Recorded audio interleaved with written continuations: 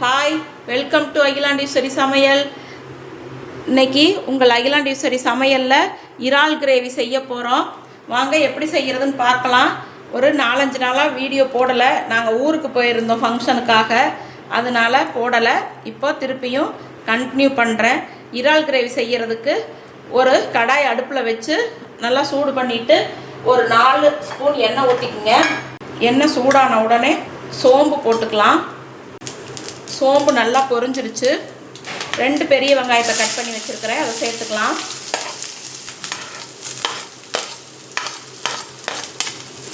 நல்லா பெரிய வெங்காயத்தை கலர் மாறி வர வரைக்கும் வதக்கணும். அதுக்கு உப்பு சேர்த்துக்கலாம். கிரேவிக்கு தேவையான உப்பு எல்லாமே இப்போ சேர்த்துட்றேன். சேர்த்துட்டு நல்லா வதக்கி விடணும். நல்லா வெங்காயம் வதங்கி வரணும்.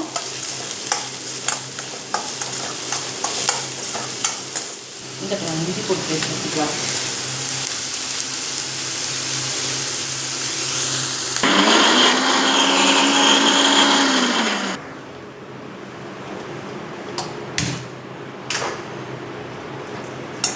இங்கே பாருங்க, வெங்காயம் நல்லா வதங்கிருச்சு. இப்போ ஒரு 3 ஸ்பூன் அளவுக்கு இஞ்சி பூண்டு சேர்த்துக்கலாம். இஞ்சி பூண்டு இறாலுக்கு நிறைய சேர்த்துக்கிட்டிங்கன்னா நல்லாயிருக்கும்.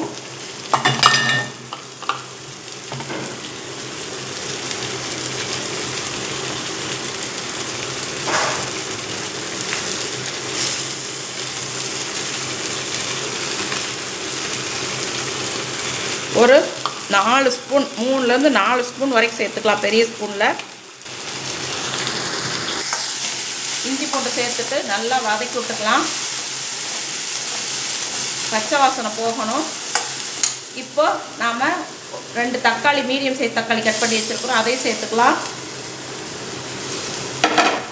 தக்காளி வதங்கி வர்றதுக்குள்ளே இஞ்சி பூண்டுடைய பச்சை வாசனையும் போயிடும். நல்லா சிம்மிலேயே வச்சு இந்த மாதிரி வதக்கி விட்டுக்கலாம். இங்கே பாருங்கள், வெங்காயம் தக்காளியில் நல்லா இந்த அளவுக்கு வதங்கி வந்துருச்சு. இப்போ மசாலா சேர்த்துக்கலாம். இறாலுக்கு தேவையான மசாலாலாம் சேர்த்துக்கலாம். 1/2 ஸ்பூன் மஞ்சள் தூள், 1/2 ஸ்பூன் மல்லித்தூள், 2 ஸ்பூன் மிளகாய்த்தூள் போதும். அப்புறம் நம்ம கடைசியாக இறாலை இறக்க போகும்போது மிளகுத்தூள் கொஞ்சம் சேர்க்கணும். 1/2 ஸ்பூன் மல்லித்தூள், 2 ஸ்பூன் தனி மிளகாத்தூள், ஒரு 1/2 ஸ்பூன் வீட்டிலே அரைச்ச கரம் மசாலா அரைச்சிட்டு நல்லா வதக்கி விட்டுக்குங்க. ரொம்ப கெட்டியாக இருந்ததுன்னா லைட்டாக தண்ணி தெளிச்சுக்குங்க. தண்ணி தெளிச்சுக்கிட்டிங்கன்னா கரெக்டாக இருக்கும். இப்போது இந்த மசாலாலாம் போட்டாச்சு. மல்லித்தூள், மிளகாய்த்தூள், கரம் மசாலா எல்லாம் போட்டாச்சு, மஞ்சள் தூள் எல்லாம் போட்டாச்சு. இப்போ இது ஒரு 5 நிமிஷம் நல்லா எண்ணெய் பிரிஞ்சு வர்ற அளவுக்கு கொதிக்க விட்டுருவோம். எண்ணெய் பிரிஞ்சு வந்ததுக்கப்புறம் நம்ம இறாலை சேர்த்துக்கலாம். எப்படியே ஒரு 5 நிமிஷம் இருக்கட்டும். இங்கே பாருங்க, நல்லா இறால் கிரேவி எண்ணெய் பிரிஞ்சு வந்துருச்சு. நல்லா ஒரு 1/4 மணி நேரம் விட்டுட்டேன். நல்லா பச்சை வாசனையெல்லாம் போயிருச்சு. இப்போ இறாலை சேர்த்துக்கலாம்.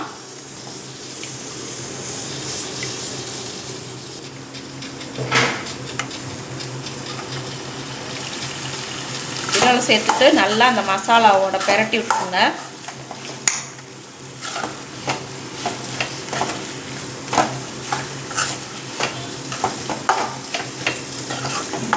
இறால் வேகிறதுக்கு ஒரு 7 நிமிஷத்தில் வெந்துடும். கொஞ்சம் பெருசாக இருந்ததுன்னா ஒரு 10 நிமிஷத்தில் வெந்துடும். ரொம்ப நேரம்லாம் அது வேக வேண்டியதில்லை. அப்படி ரொம்ப நேரம் விட்டுட்டிங்கன்னா அப்புறம் ரப்பர் மாதிரி ஆயிரும். அதனால் இந்த மாதிரி நல்லா மசாலாவோட பெரட்டி விட்டுட்டு லைட்டாக தண்ணி சேர்த்துக்கலாம். தண்ணி சேர்த்துட்டு நல்லா கலந்து விட்டுக்குங்க. உப்பு செக் பண்ணிக்கங்க. உப்பு செக் பண்ணிவிட்டு அப்படியே விட்டுட்டோம்னா நம்மளுக்கு ஒரு 7 நிமிஷத்தில் இறால் கிரேவி சூப்பராக ரெடி ஆயிரும். அதுக்கப்புறம் கொஞ்சம் மிளகுத்தூள் சேர்த்துட்டு அப்புறம் கருவேப்பிலை, பச்சை கருவேப்பிலை இல்லைன்னா மல்லித்தலை இருந்ததுன்னா சேர்த்துக்கலாம். உப்பு பாருங்கள். இங்கே பாருங்கள், ஒரு 10 நிமிஷத்தில் நம்ம இறால் கிரேவி சூப்பராக ரெடி ஆயிடுச்சு. எண்ணெய் பிரிஞ்சு நல்லா, இன்னும் கூட கொஞ்சம் கெட்டியாக வேணுனாலும் நீங்கள் இன்னும் கொஞ்சம் நேரம் ஒரு 5 நிமிஷம் விட்டுக்கலாம்.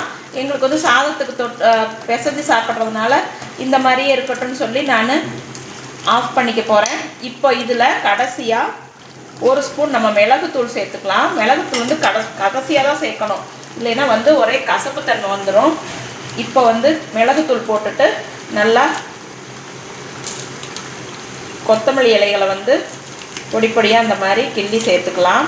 கொத்தமல்லி தழை போடும்போது கடைசியில் போடும்போது நல்லா வாசனையாக இருக்கும். போட்டுட்டு இங்கே பாருங்க, மிளகுத்தூள் கொத்தமல்லி தழை எல்லாம் போட்டுட்டு நல்லா கலந்து விட்டுட்டு ஸ்டவ்வை ஆஃப் பண்ணிக்கலாம். அவ்வளோதான், நம்ம சூப்பரான இறால் கிரேவி அருமையாக ரெடி ஆயிடுச்சு. இறாலும் நல்லா வெந்துருச்சு. இங்கே பாருங்கள், இறால் வெந்து நல்லா இந்த மாதிரி சுருண்டு வந்திருக்கு பாருங்கள். இந்த சூப்பரான இறால் கிரேவி உங்களுக்கு பிடிச்சிருந்ததுன்னா என்னுடைய அகிலாண்டேஸ்வரி சமையலுக்கு லைக் பண்ணுங்கள், ஷேர் பண்ணுங்கள், கமெண்ட் பண்ணுங்கள், மறக்காமல் சப்ஸ்கிரைப் பண்ணுங்கள். தேங்க்யூ.